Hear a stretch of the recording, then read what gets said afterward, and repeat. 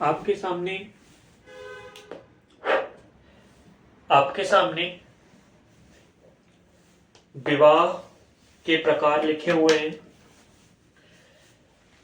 कौटिल्य ने अपनी अर्थशास्त्र नामक पुस्तक में 8 प्रकार के विवाह बताए हैं। कितने प्रकार के बताए हैं? 8 प्रकार के विवाह बताए हैं। सबसे पहला है प्रजापत्य विवाह। प्रजापत्य विवाह क्या होता है? प्रजापत्य विवाह होता है जब वर वधु धर्म का आचरण करते हुए विवाह करते हैं और इस विवाह के अंतर्गत कन्या का पिता वर को कन्या प्रदान करते हुए सामाजिक एवं धार्मिक कर्तव्यों का निर्वहन करता है, तब इसको प्रजापत्य विवाह बोला जाता है। ठीक है, समझ में आ गया? साधारण शब्दों में यदि मैं बोल दूं तो जब वर और वधु दोनों सामाजिक प्रथाओं का निर्वहन करते हुए एक दूसरे को अंगीकार करते हैं तो उसे प्रजापत्य विवाह कहते हैं। उसके बाद दूसरा है आर्ष विवाह। आर्ष विवाह क्या होता है? जब वधु मतलब कन्या का पिता कन्या को वर के हाथ में सौंपता है और उसके बदले में उसे एक जोड़ी बैल, है ना, बुल सॉरी एक जोड़ी बैल प्रदान किया जाता है, तब वह आर्ष विवाह कहलाता है। वह पद्धति कौन सी कहलाती है? आर्ष विवाह की पद्धति कहलाती है। ठीक है, इसके बाद तीसरा है दैव विवाह। दैव विवाह वह होता है जब कोई पुरोहित यज्ञ की प्रक्रिया पूर्णतः विधि विधान से कराते हुए यज्ञ को संपन्न करता है और उसी के साथ कन्या का विवाह कर दिया जाता है, तो वह विवाह कहलाता है दैव विवाह। ठीक है, मतलब जो पुरोहित पूर्णतः विधि विधान से यज्ञ संपन्न कराता है, राजा उस पर खुश हो जाता है और अपनी कन्या का विवाह उस पुरोहित के साथ कर देता था। ठीक है, दैव विवाह कहलाता है। चौथा है ब्रह्म विवाह। यह सबसे रिलेवेंट है ना आज की समाज में। ब्रह्म विवाह आज के समाज में तो नहीं बोलूंगा, लेकिन फिर भी आज से 10 वर्ष पहले, है ना, 2010 के डेकेड्स में ब्रह्म विवाह सबसे ज्यादा प्रचलित था।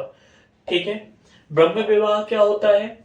इसमें पिता अपनी पुत्री के लिए एक सुयोग्य वर की तलाश करता है, ठीक है, और उसके साथ अपनी पुत्री का विवाह कर देता है। यह कहलाता है ब्रह्म विवाह। गंधर्व विवाह क्या है? तो गंधर्व विवाह आज के समय में काफी रिलेवेंट है। गंधर्व विवाह का मतलब है जब वर और वधु दोनों अपनी पसंद से एक दूसरे को अंगीकार कर लेते हैं, स्वीकार कर लेते हैं। ठीक है, तो इसे गंधर्व विवाह बोला जाता है और इसे ही प्रणय विवाह भी बोला जाता है। ठीक है, इसमें परिवार की भूमिका नगण्य होती है। इसमें वर और वधु जो होते हैं इनकी स्वयं की इच्छा ज्यादा निर्भर करती है। इसके बाद आते हैं अगला नंबर 6 असुर विवाह। असुर विवाह क्या है? जब पिता के द्वारा अपनी पुत्री का विक्रय कर दिया जाता है, मतलब बेच दिया जाता है विवाह के नाम पर, तो वह असुर विवाह कहलाता है। ठीक है, फिर नेक्स्ट है 7th राक्षस विवाह। राक्षस विवाह क्या होता है?